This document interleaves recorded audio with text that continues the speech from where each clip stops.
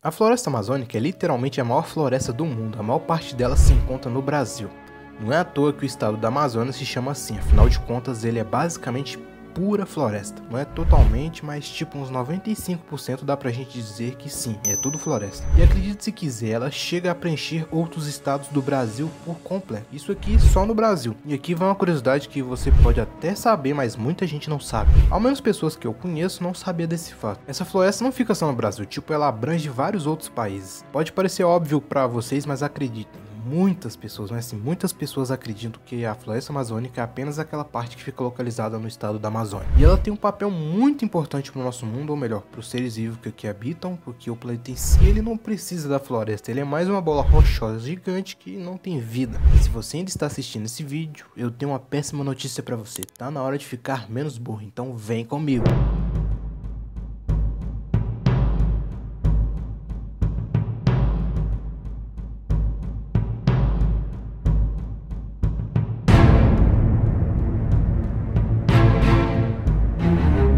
Mas antes de começar o vídeo, deixa aquele like gostoso que eu sei que tu tem, a gente tá entre amigos, então nem precisa mentir.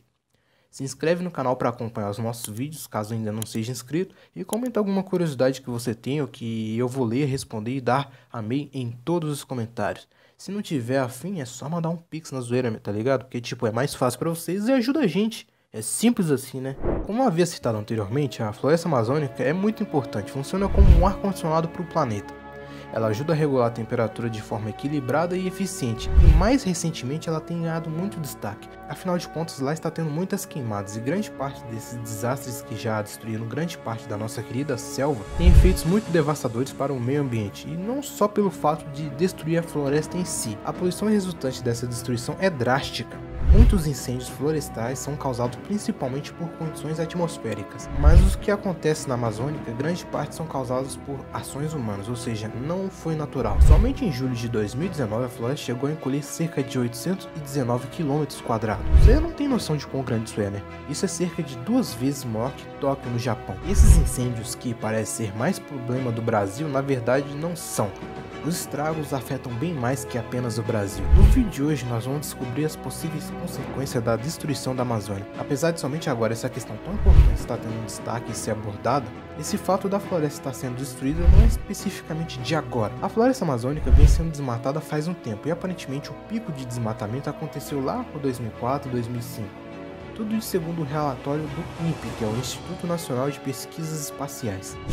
As queimadas trazem um estrago que pode ser multiplicado várias vezes se compararmos com o corte de árvores.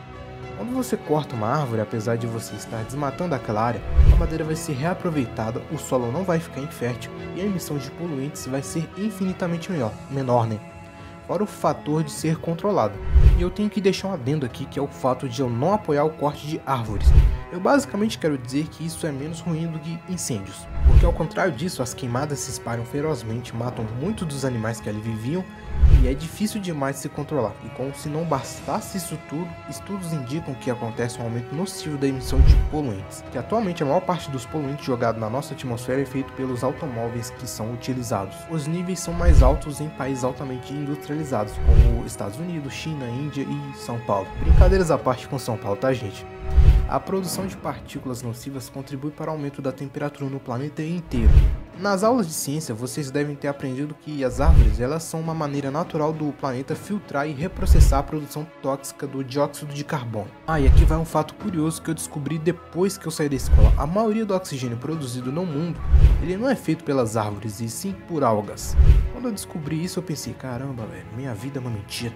Porém, ainda assim eu sei que as árvores são extremamente importantes. Inclusive, vocês mesmos podem perceber que quando está um dia muito quente, calor, assim, abafado, e você morar no centro urbano, se você ir para uma área que tem uma parte mais considerável de selva, mato, árvore, essas coisas assim, não precisa ser nenhuma floresta, pode ser, sei lá, uns 2 quarteirões bem grandes, apenas de árvores e mata.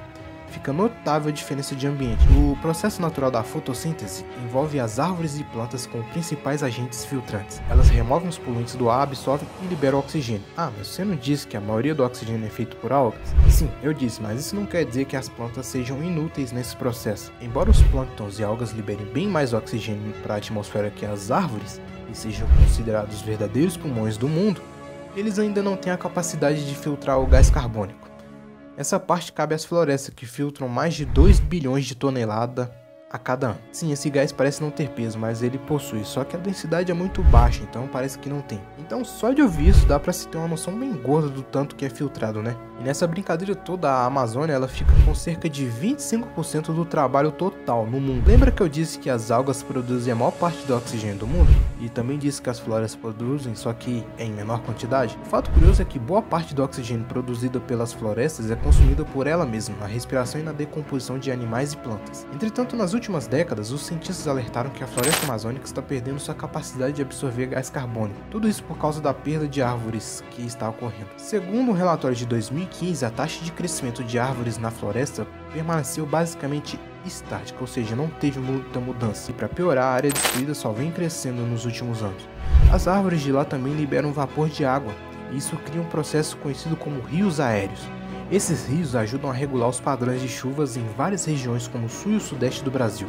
Os rios aéreos são o resultado do processo de evapotranspiração, acho que é assim que se fala, que ocorre quando as florestas abastecem um suprimento de vapor de água na atmosfera. Alguns estudos preveem que até o ano de 2050 as temperaturas na Amazônia podem subir entre 2 e 3 graus. Parece bem insignificante, né?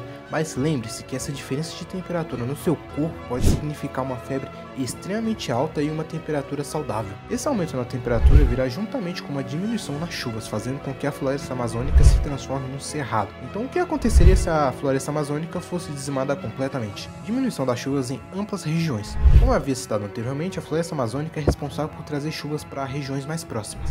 O desmatamento também pode reduzir drasticamente as chuvas em partes não florestadas do sul e do sudeste do nosso querido Brasil, tá ligado? Afeta também uma rica área agrícola, além de países como o Paraguai e o Uruguai, fora outros, né? Como você pode ver nesse mapa que está passando na tela. Todas as regiões subtropicais são desérticas, como o Saara, o Texas, a Austrália, a China e o Kalahari, lá na África do Sul.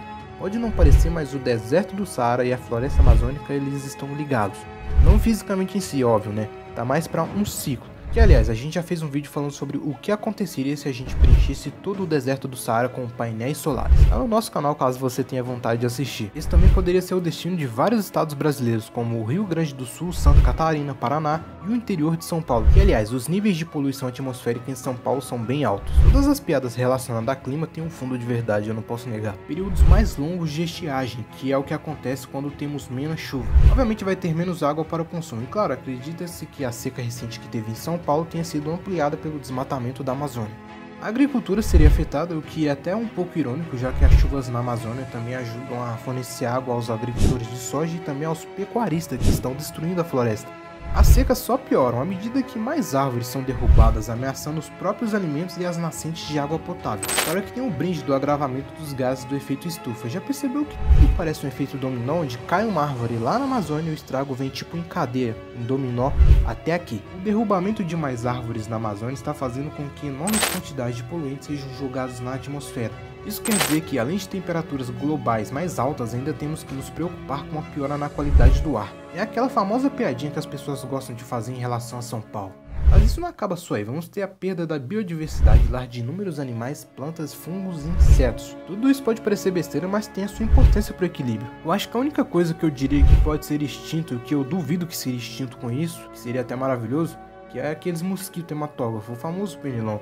A Amazônia possui uma rica variedade de vida com uma nova espécie descoberta a cada 2 dias. Isso é uma média, quer dizer que está acontecendo nesse exato momento. Muitas espécies enfrentam uma lenta sentença de morte quando suas taxas de reprodução caem e a competição por alimento aumenta. A Amazônia é grande parte dessa diversidade. Se ela for destruída, isso vai dar fim a diversos ecossistemas. Inclusive, uma curiosidade que eu só descobri enquanto eu estava fazendo esse vídeo é que quase 90% das doenças humanas são tratadas com medicamentos de origem totalmente natural, como venenos de cobras, rãs, fungos e uma variedade imensa de plantas. E acredite, uma parte considerável dessas substâncias tem origem na própria Amazônia. Quantas coisas podem ser perdidas se essa floresta tiver um fim? Embora nós seres humanos tenhamos evoluído a ponto de abalar o equilíbrio do mundo, algumas coisas que nós afetamos com a nossa presença acabam voltando pra gente mesmo como consequência. Isso tudo é como dar um tiro no próprio pé. E nem tudo está perdido, eu tenho uma boa notícia no final disso tudo.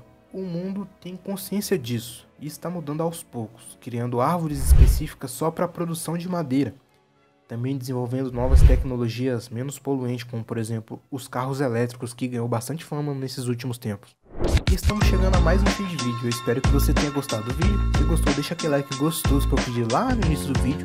Se inscreve no canal se ainda não for inscrito e comenta alguma curiosidade ou dúvida que você tenha, que eu vou ler e responder da amei em todos os comentários. Ah, manda um pix pra gente só de zoa que isso ajuda muito. Então é isso, valeu, falou, é nóis!